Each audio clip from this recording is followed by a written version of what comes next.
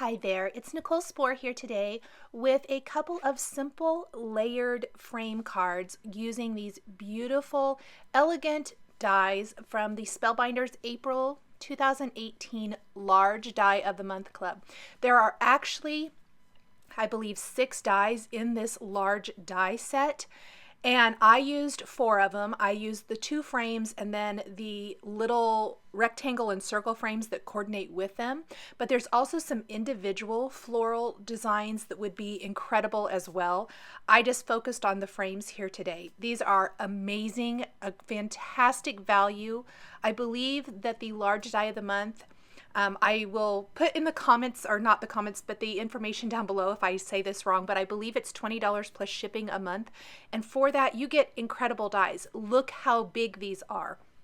From the large rectangle die, I guess first, we'll talk about it first. I die cut it from some metallic, kind of seafoam green type of metallic cardstock, foil cardstock.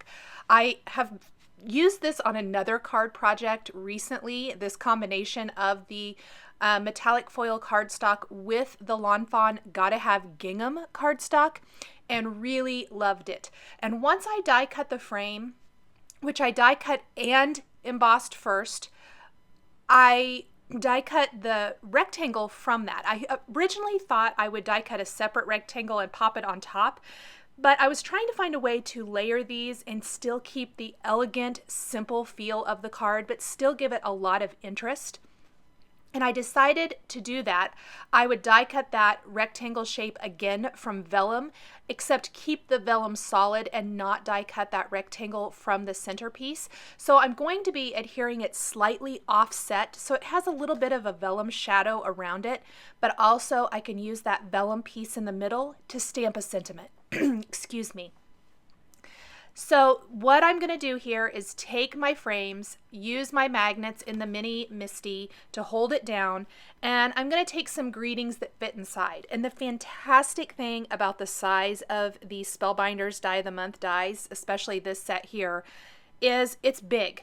So many greetings that you have are going to fit. And what it does is it makes your sentiment the focal point of the card, but it's framed up by this stunning frame, which I absolutely love. So while definitely this video is focusing on these dies, but look how awesome it is to frame up a sentiment.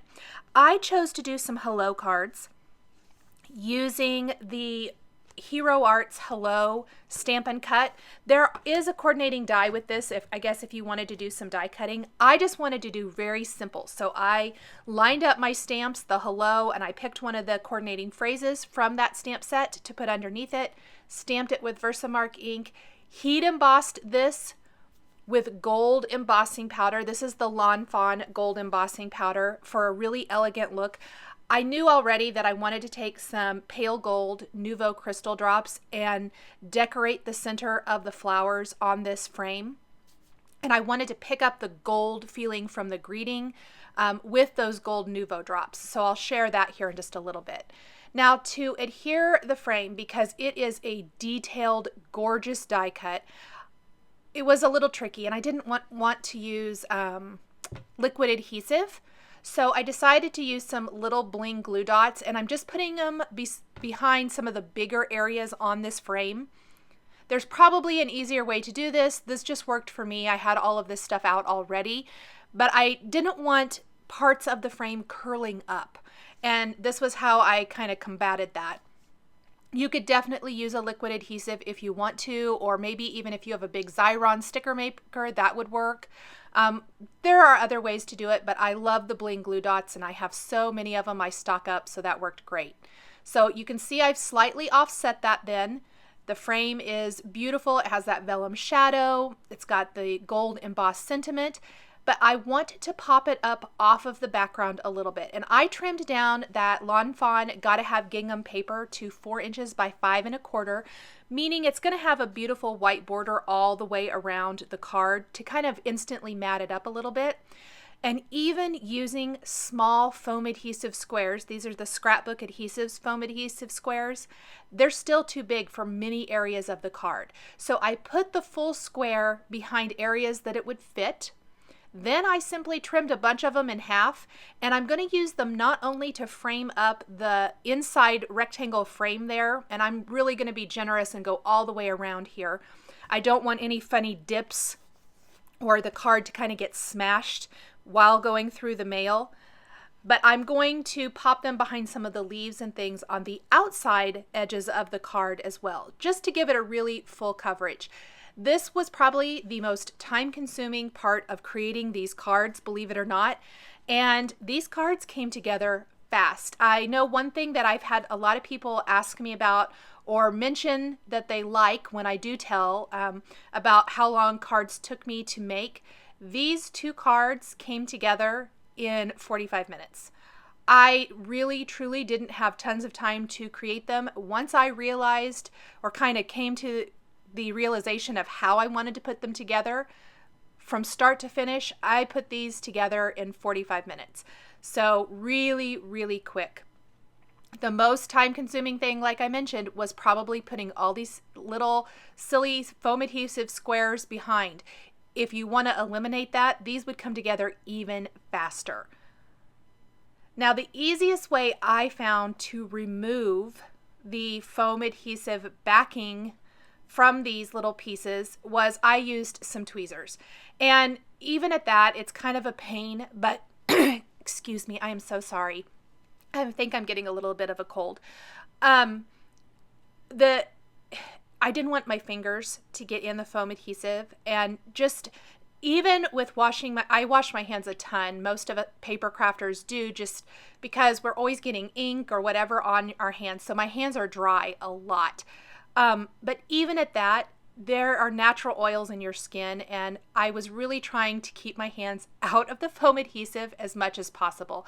So these little craft tweezers worked really good for grabbing the edges of those foam adhesive pieces and picking them up.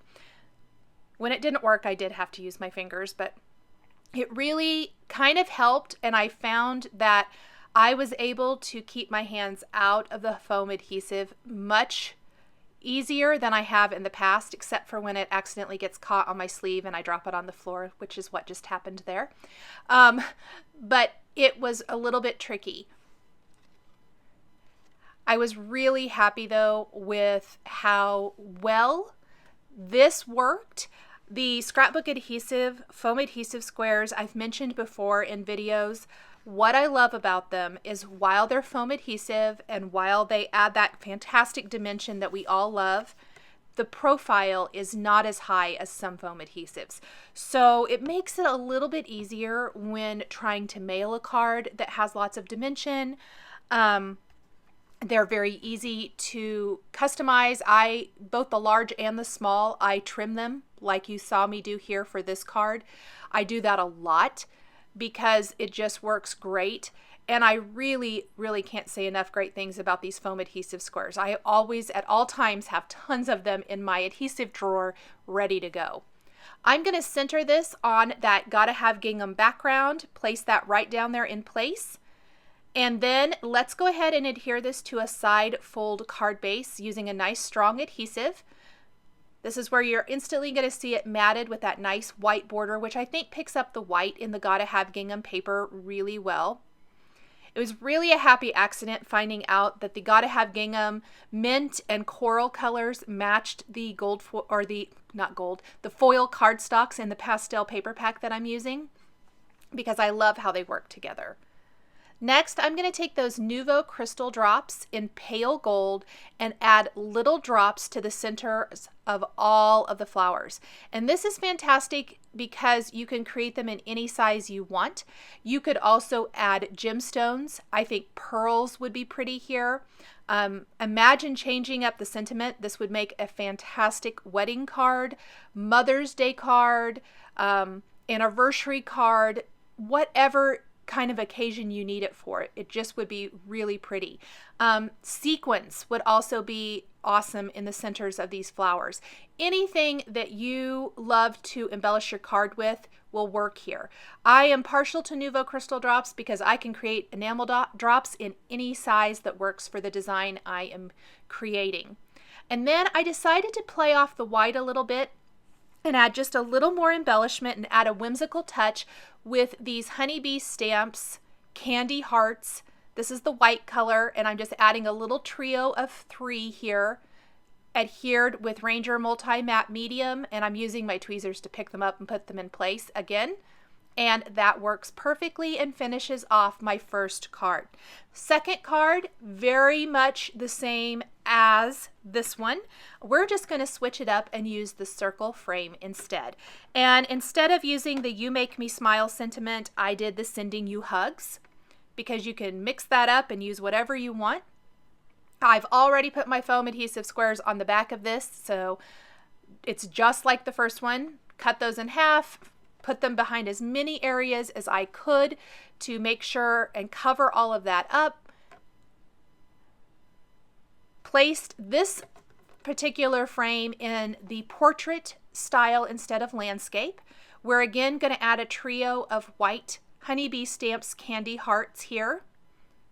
I think they finish it off. They give a nice whimsical touch to the design, plus add a great little embellishment, because these are really simple cards.